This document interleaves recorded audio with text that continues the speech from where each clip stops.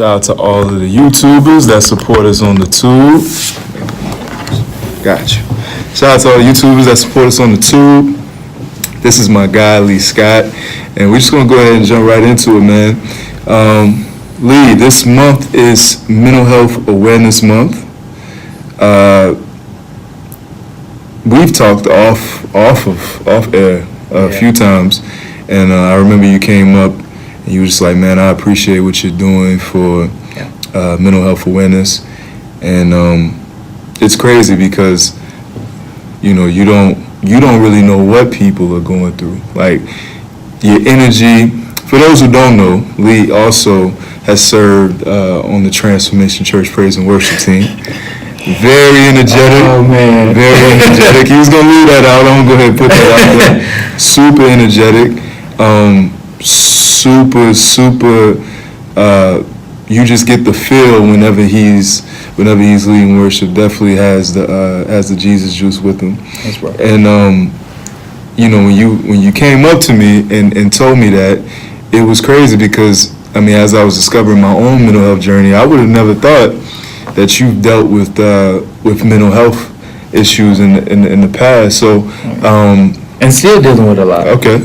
So what's a couple of things that you've dealt with in the past and are still dealing with right now? Whew, you're doing a deep dive. Maybe more in the last few years has been anxiety. And I think that's a byproduct of upbringing and environment and different things like that. Mm-hmm. Growing up in Jackson, I think my hometown is like in the top 5 or top 10 for like as far as murder rate and different things like that. Mm-hmm. Thank God for my awesome parents. I grew up, for the first part of my life, I grew up on the west side of Jackson. Right.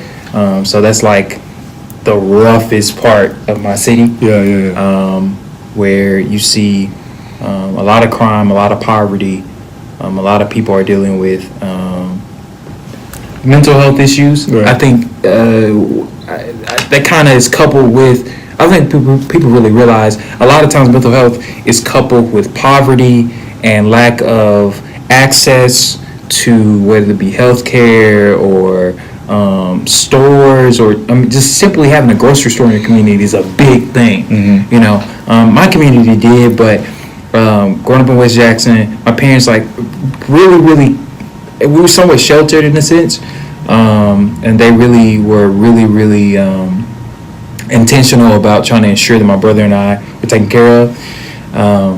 But that still didn't prevent the fact that when you grow up in that community, literally my next door neighbor, he got hit by a car when I was a kid. Yeah. My brother almost got hit by a car when I was a kid, literally in front of me. Yeah. 2 houses down, this guy, he was in this relationship with this girl, this chick, and she wasn't home, and I think they had a scuffle or something. This man set this girl's house on fire, dog. Yeah. So some stuff.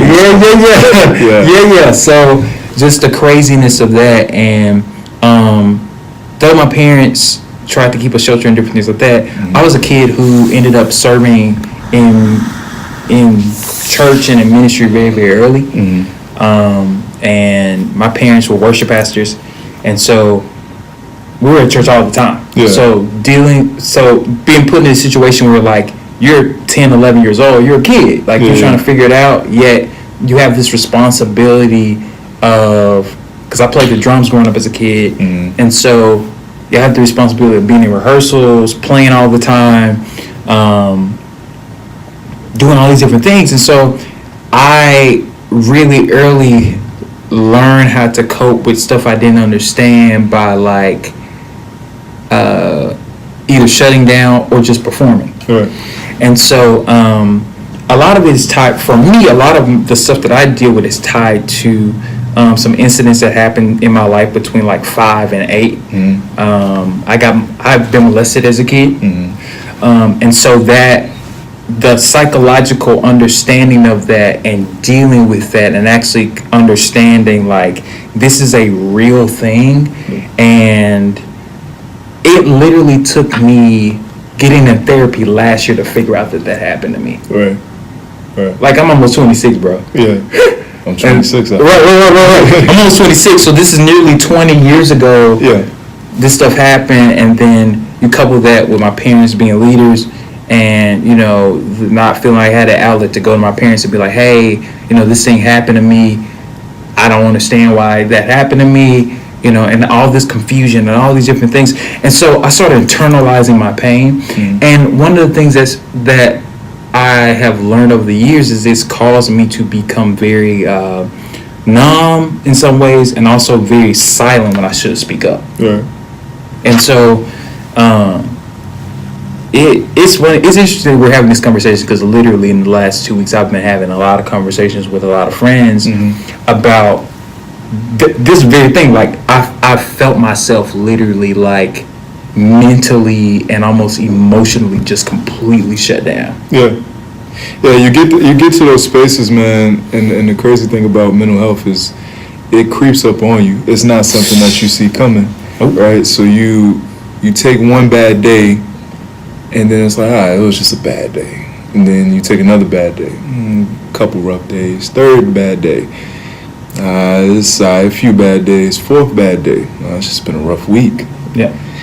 And then it's just been a rough couple weeks, and then a rough 3 weeks, 4 weeks, and then next thing you know, it's been a rough month, and then a rough 2 months, and a rough 3 months, and then you're just kind of looking like, man, what am I doing wrong? Like, where am I going wrong in this scenario? Why are my weeks just constantly compiling of just not even necessarily bad things happening, but why am I just in a mood? Yeah. Why don't I feel good enough to do anything? Why do I feel like everything that I touch is gonna fail, even though everything I'm doing is succeeding? Like, why don't I necessarily want to be around people? Or for some people, it's why do I want to be around people all the time? Like, mental health, for me, dealing with depression, like you, it's not something I was really wanting to come to terms with, for the simple fact that it was never presented as an option. Right.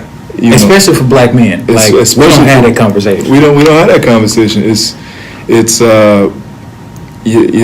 I know for me, I was told I was exaggerating as a kid. You know, somber kid. Wow. I could leave you. You could leave me somewhere. You ain't got to worry about me getting in trouble or anything like that. So when I did act out, or when I did get emotional about something, it was, Raheem's exaggerating. He emotional, exaggerating, and in turn, that turned into, what I found to be depression. And I didn't even like putting the word depression on it, because that wasn't something I was ready to face. Because in my mind, I'm thinking, I'm a very logical person. I'm more logical than I am emotional. Right. So in my mind, I'm thinking, if you're depressed, go do something that can make you happy. Yeah. But I wasn't even helping myself that way. And so I've definitely struggled with depression. I've went to therapy as well.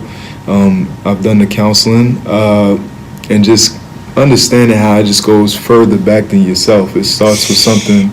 It starts way back there. It's not even something. It's almost unfair, because if your parents don't know, and their parents don't know, and their parents don't know, it's just something that they've just learned to live with. Right. It's something that you gotta learn to live with to a certain degree. And so now that you talk about church, right? Yeah. One of the topics today I wanted to talk about was church in its relation to mental health. And one of my questions was, does the church take mental health seriously? What's your take on that, being raised by pastors? Ooh, how much time you got? We got about 35. We got about 35. I'm kidding. Man, that's loaded, because I think that it is, because I can't speak for other cultures, but growing up in a predominantly African American church, we kind of undercut the conversation about mental health with, I guess the reason why you're having mental health issues is because you're not praying enough, or you're not reading your word, or you're not spending enough time with Jesus. And it's interesting, because for me personally, I'm like, there are many times where I was reading my word, and I was spending my time with Jesus, and I was trying to literally being faithful to my process, and still I felt depressed. and still I felt like, dang, man, like, why do I feel like after this moment that I've encountered God and I felt renewed and transformed, I still hear the voices, I still hear the criticism, I still feel the anxiety. And one thing for me that I've been on this idea for a little while concerning this issue is like, I'm learning that like to truly have faith, there has to be some doubt somewhere.